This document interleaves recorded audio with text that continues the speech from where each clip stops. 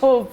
Thank you so much. Asante. And also, we definitely had to have a specialist, cancer specialist, Dr. Wanda. Nice to meet you. Nice to meet you. And thank you for being here. So I have my ribbon here, but I have it here, but because it'll take time before I put it, I have it here and of course at heart. So ladies, I want us to start a conversation, of course, Ivy. Yes. First of all, how does it feel to be a survivor? And how crazy has it been in a nutshell?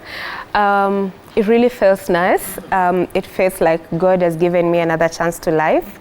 It feels like I was asked to give out the old life to be given the new one, and I feel really blessed to be here. Yes. Amazing. Yeah. Actually, when you hear like you know, a survivor talking about a second chance, how does it make you feel from a specialist point of view? I guess it's really heartwarming to see someone gain the confidence, one, to go through the treatment, and even to come out here and talk about their journey, because it's not an easy journey. It causes a lot of emotional turmoil.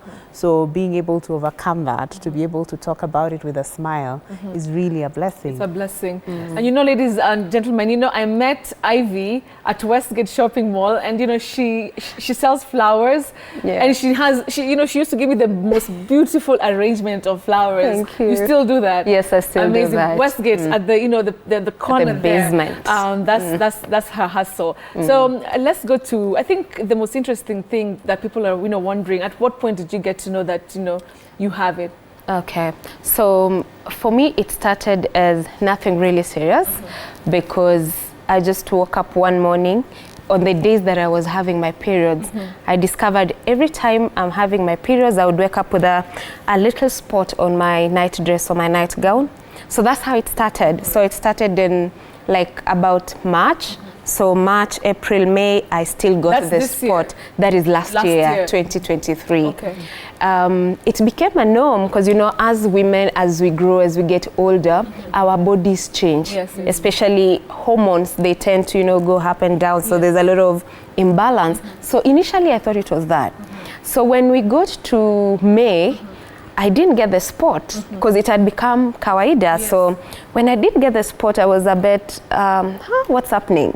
And I remember this evening, I was taking a shower and just out of nowhere, I just decided, you know, the routine, touch yourself, you know, under the arms. And I felt something hard. It hit me a little bit of, no, it's just they're being tender, you know, it's the days of the month, so forget about it. And I remember talking to my sister about it, and she was like, we've all gone through that, you know, we are older, forget about, you're getting old, you know?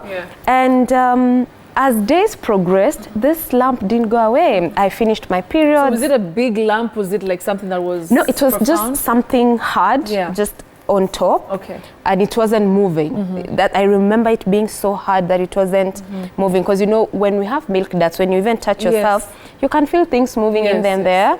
So that one wasn't moving. And I stayed for some weeks, and I remember discussing it with my boss. She's a lady, bless her soul. I love that lady. And I remember telling her, there's this thing I'm feeling, because she's older. I felt she would be the best person to, you know, advise me. So I asked her, and I remember her saying, Ivy, you're telling me and you're still seated, you know?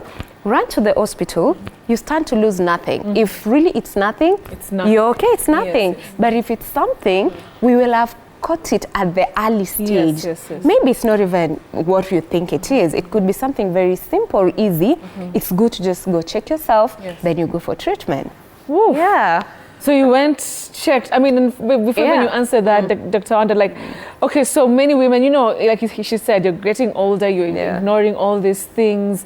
How often should we do this, you know, this test on ourselves, and also getting to go to a doctor and getting checked? How often should it be? Not just October, right?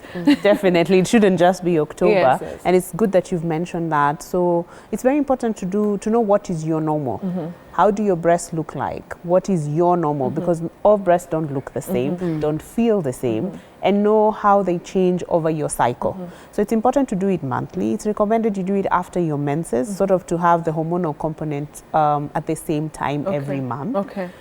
Previously, we were talking about self-breast exam as a screening modality. However, it was noticed that because as an individual, you have not felt many lumps, it is easy to miss it. Yes, yes. So now it is recommended that you have a clinical breast examination where now a healthcare provider does an examination. You can choose to do it yearly in case there is something suspicious, or we do imaging and we say follow up maybe in 6 months. We would advise otherwise. But if everything is normal, then we would want you to do it yearly. What about, let's just go to the human aspect of it, like I am scared of going and something is found out. How do you how are we supposed to deal with that? Because sometimes you just don't want to, you want to go, but you like you don't want to go for this, for the pap smear, for all these things, just because of you're scared, just as a human being. Yes. Yeah. It is a normal feeling to be scared. It is very normal to be worried. What would be found out? How would I go about it? What if? Yes. However, once you take the first step and get there, then the fear gets less and less over time. So having the fear is normal. Yes, I think normal. even for us as doctors, it's a normal fear. When you go for screening, you're worried. What if something comes out? So understanding that it's a normal feeling sort of helps us know you can overcome it. And it's okay to be And it's okay to be scared. Yes, it's really okay to be scared, but what you do after you've realized that you have the fear is very important. And also now seeing people like Ivy who speak out is giving people a lot of confidence that even if something happens or something is found, if Ivy made it, then I could do it. And that has really helped. So involving the survivors in the conversation is something that's very paramount, because then we can actually see breast cancer from not an abstract point of view to a human perspective and see, yes, if I notice something, I can go, I can get treated, and I can be okay. And that's really important. Oh, yeah, absolutely. Thank you for saying that it's okay to be scared. It's okay to be scared. So Ivy, when you got to the hospital, at what point were you told, okay, so this is it? And what was your reaction? Were you like, oh my goodness, it's done? How did you react to the news? So before I go to the news, there are a lot of tests that need to be done. So yes, you'll see the doctor will confirm there's a lump. But even when there's a lump, they need to confirm, is it benign or is it malign?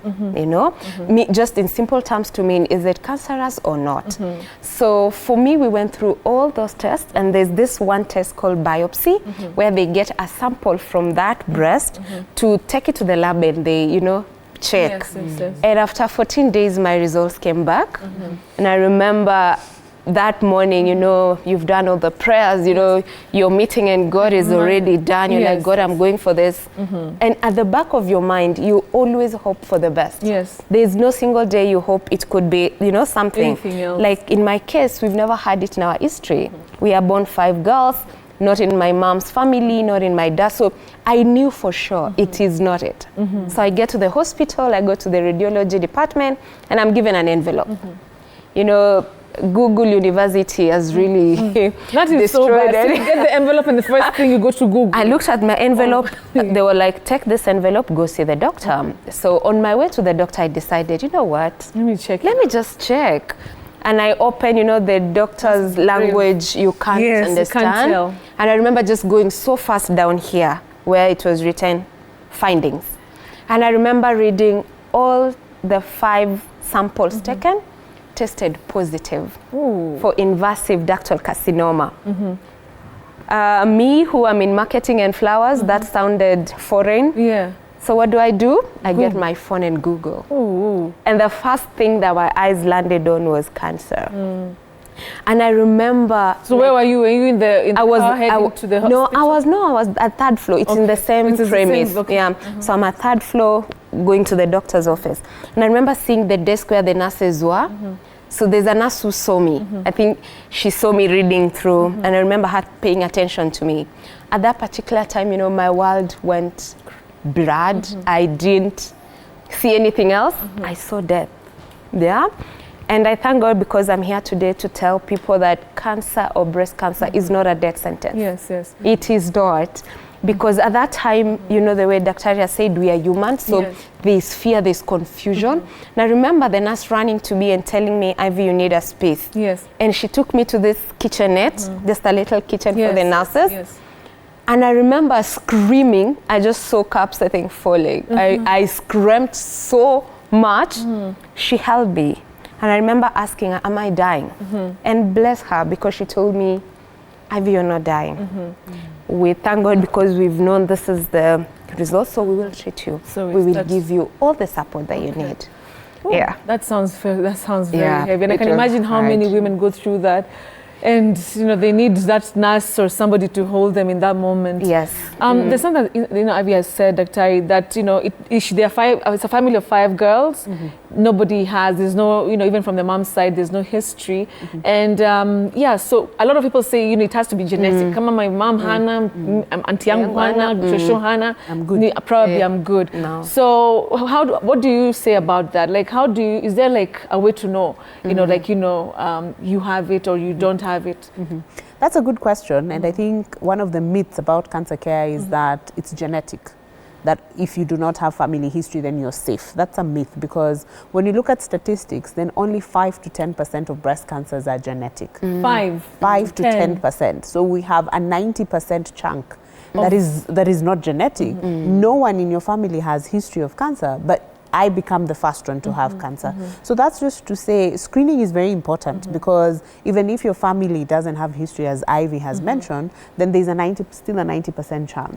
And when we look at the risk factors, some are factors that are non-modifiable. Like one, it's commoner to have breast cancer in women than in men. Yes. Men get breast cancer, but for them it's like a 1% of breast cancers being male. The other non-modifiable is just being female. The age, as you age, then that's a risk factor. Perhaps if you started your menses very early, we're talking about below the age of 12. If you get menopause after the age of 60, it means you've had a long period of exposure to estrogen, the hormones that make us female. You've had cycles going on. If you have your fewer children, if you have your My goodness, it sounds like a whole punishment. So there's this whole things of things that some are modifiable, some are not. If I take a lot of alcohol, cigarette smoking, it increases the risk. If I get to menopause and I'm given hormone replacement, then that's also a risk factor. If maybe in childhood I had radiation to my chest, then it's a risk factor. So understanding there's a lot other than genetic. So just singling out genetics might not really be a correct way to look at things. And I think that is one of the reasons we're not having many women come for screening. They're like, why should I get screened? We don't have genetics. You know, the list that you've made, I think all of us should make sure that we get screened. Just from the list that you've mentioned. Oh my goodness. So coming back to you, Ivy, let's talk about the journey now, from now acceptance, and now you're saying, okay, fine, I'm going to battle this out. How heavy was, you know, the chemotherapy and everything? And I'm sure, like, right now there are many women, you know, who are going through it, and they just want to know, like, there's light at the end of the tunnel after all these sessions. How was it for you? It was hard. It was hard, and I think I held on to one thing that gave me hope, and that's my daughter. I have a 6-year-old daughter. Her name is Zoe, and every time I was like in my lowest, I remember Daktari telling me, Ivy, fight this thing so that you live to see your daughter grow. And I thank God, because that thing really gave me hope. Seeing her on its own gave me, you know, the struggle, but it was hard. You know, you'll be told, eat right, take one day at a time. But we as human, that thing puts you down. But what I want to say, even when you're down, try. Don't stay down there. Try and pick up yourself. Pole, pole. Give yourself time to heal. If you feel you can't leave bed, it is okay. See that day on bed. But tomorrow, try pole, pole. It wasn't easy. It was hard. And the more you move, because you do like 8 sessions, so at first your body hasn't adjusted really, so you know you can go through it easily, because I was doing at the intervals of 3 weeks. So you find the first one okay, second okay. By the time you get to the third one, that's when it gets real. You start losing hair completely. You go bald, your nails become black. There are those who lose their nails completely. And that's the time it gets really hard. Really hard. Yes. But, you know, like you said, you have to find maybe purpose and fight through. Okay, so as we wrap up, unfortunately, time is over. But Dr. just very quickly, so as a specialist, what can you tell, apart from what you've said about listing everything, what hope can you give people that, you know, it's not a death sentence, that like she started saying when we started the conversation? Yeah, I think it's very important for us to emphasize that, because most people, when they hear the cancer word, then they feel like it's the end. So it's done. However, we have had a lot of advancements in terms of care. Oncology is one of those fields, research is happening every day. And if you see, we have a lot of conferences in our field where new information is given out on how to treat patients. The side effect profile has become better because of the drugs that have come. The nausea and vomiting is kept at bay, better than it was in the past. So we're getting to a place where we have a large body of survivors. And that is really encouraging because it means the treatment is working. They're here with us. And that means if we go for screening, so if you're below the age of 40, it's very important for you to go for a clinical breast exam. If we need to do imaging, then we'll do an ultrasound or an MRI of the breast, depending on what we're looking out for. If you're above the age of 40, then we'd want to do what is called a mammogram. That is an X-ray of the breast. Remember, before you feel a mass, the X-ray can pick out even a speckle that can be really small and that can go a long way in detecting cancer early. So early detection saves lives, and it's important for us to go for screening, and it will go a long way in ensuring we catch it early, the treatment options become easier, the side effect profile is less, and patients do well. Thank you. That's hopeful. Thank you. So we should go for screening. Your last words, to any cancer patient who's watching you right now, going through, I want you to look into that camera and just talk to them, because you've been there. What is it that you can tell them to give them some inspiration? One thing that I'll tell them is there's hope at the end of the tunnel. It might be so hard right now. I know you're wondering if there are days that it will be better. There are days that you'll take water and it won't taste like steel. There's hope. I'm here to assure you, you keep on fighting, go through the chemo, go through the radio, if it is mastectomy, go through it. Follow your doctor's advice, because it is very important. Don't get to a point where you surrender or you give up. Don't, because I'm here today. That should be enough to, for you to fight. Wow, amazing. Yes. Thank you so much. Thank you for sharing your story. Also, sharing somebody's story is also very personal. But thank you for coming on national TV and sharing that it's possible to be okay. Thank you so much. Thank you. And continue, shining and looking fabulous and slaying. And the hair and everything is looking good. Big up to you. And also, Dr. thank you for everything that you guys are doing, at least to make sure that we come to, to get checked and also we get treated. Well, thank you so much. My goodness, I feel so inspired. I don't know if you feel inspired. Okay, if you feel inspired, please, let's all go and try to get tested. Let's go get screened. It doesn't hurt. And of course, as you've heard Dr. is saying, it's always good to go early, and things can easily be sorted out. So I'll personally make the to go again. But for you at home who's watching, let's make the right choice and do the right thing. Drag your sister, drag your niece, drag your mom, drag your girlfriend, your partner, your wife. Let's all go and get screened, all right? Yes. So thank you so much, ladies. Thank you. All right, and you know what? That brings us to the end of the show tonight. But before, I have a gift for you. Okay. Oh, there you go. Oh, my goodness. All right, let's bring it in. Okay, so ladies, I told you that she sells the most beautiful flowers at Westgate Mall. That is normally at the basement. At the basement. Yes. So please, let's support my girl Ivy. Yes. That's how we came to know each other, and then later on, I got to know about her struggle. All right, let's stand and get. My best just did the thing. Okay, thank you so much. Thank you. Wow, these are so gorgeous. Oh, look at that. My goodness. Do you know she sells beautiful? Yes. Yeah? Yes. Yeah. So guys, look at that. I love my flowers. They're so pretty. Thank you so much. You're most I'm the one who should be giving you flowers. Don't worry. But anyway, you sell them, so you see them every day. So ladies and gentlemen, thank you so much, ladies. I really appreciate it from the bottom of my heart for the flowers and also for sharing. You're welcome. All right, so please support Ivy's business, Westgate Mall at the basement. She has the most gorgeous flowers. And then now lazima. All right, so ladies and gentlemen, good night from me. I'll see you again, God willing, next Friday. Till then, let's be kind to one another.